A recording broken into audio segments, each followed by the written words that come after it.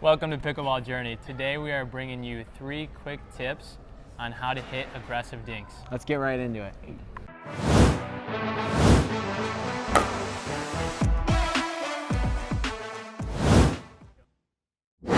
All right, we're gonna get right into the first tip on how to hit some killer dinks. All right, so the first thing is, right off the bat, a good deep dink is really good, but what's better is being able to move them around and place them so that you can get a deeper dink in and move them back. I call it rocking the boat, okay? So what I'm gonna do to Justin is I'm gonna move him back and forth with some dinks and try to get him out of position so that I can hit a little bit. See, I'm backing him up right in that one. So I get in the corner, not crazy deep, but I get him moving over there, maybe taking too many steps.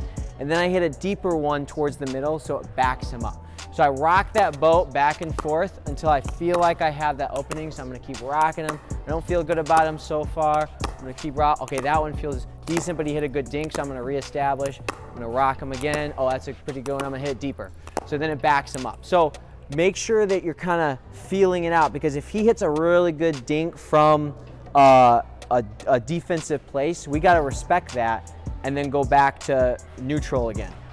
If he hits it too deep, another way is taking it out of the air and you take a lot of time away. So for example, I'm gonna rock the boat and try to take one out of the air. All right, oh, yes. All right, so I'm moving them back and forth, took one out on the air. I'm gonna take it out of the air, rocking the boat. All right, got it deep on that one. All right, slowing it down.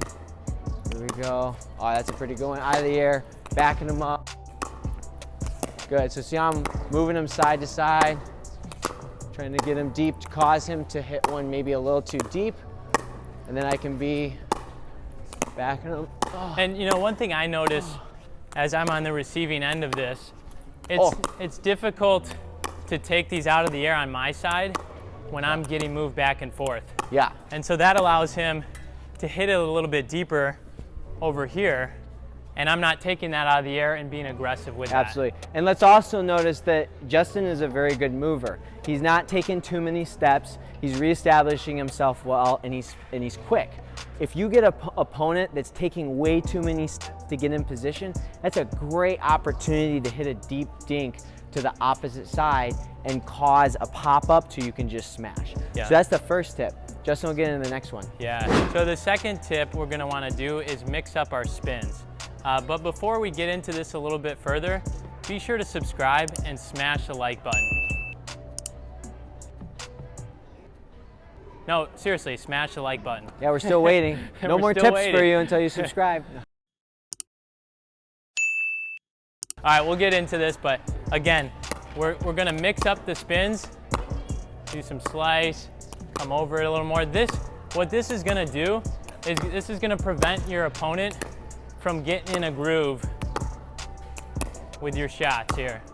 And you know, one other aspect of this, I see this with lower level players, they do what I call like a dead dink. Yeah. Where they're just hitting it super Yep. soft with no spin on it, and high. and it just sits up. Yeah. And the opponents can be really aggressive with that. And so you want to be the aggressor. You want to be mixing up the spins, moving them side to side. Yep. Nice.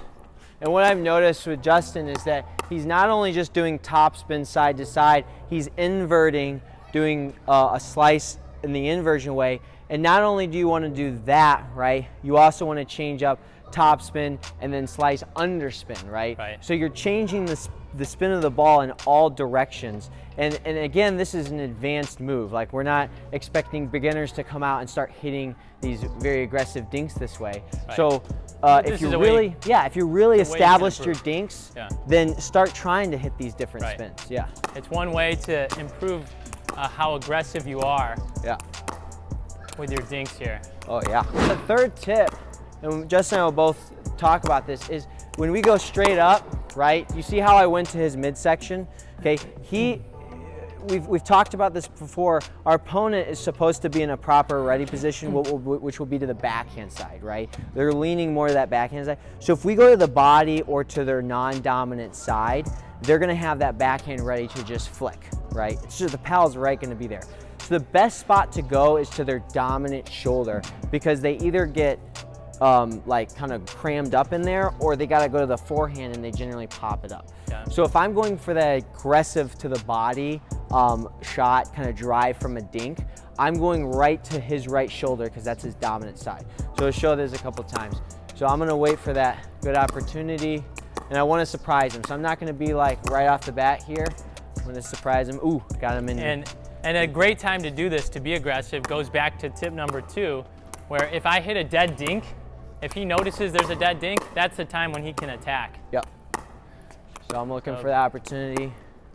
And another thing is that you don't want to go, see this dink is a little too high. When he hits that high dink, sometimes you don't want to go for that shot because it's too obvious that you're going to attack on it. Gonna be ready for so it. work to get a deeper dink off of that higher ball so that you might have an opportunity to slam it. Yeah. For the surprise dinks that where we're talking about going to the dominant shoulder, I would do it on a little bit lower ball so it's a more of a surprise, right? So I'm going to look for that opportunity.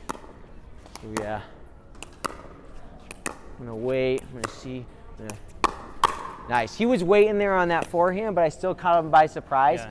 But sometimes they're waiting for that, and you can't really, sometimes you get unlucky. This is a shot you're gonna wanna do Yep. Maybe 1 out of 5 times, so Yeah. less than 20%, Yeah. where you're really just putting it in to mix it up, keep them honest, but if you start to do this too much, they'll be waiting for it, and you'll be a sitting duck. Exactly, yeah. The general rule is that dominant shoulder, but again, when you're playing different people, always go with what is working at the time. Yeah, for sure. Make it hurt.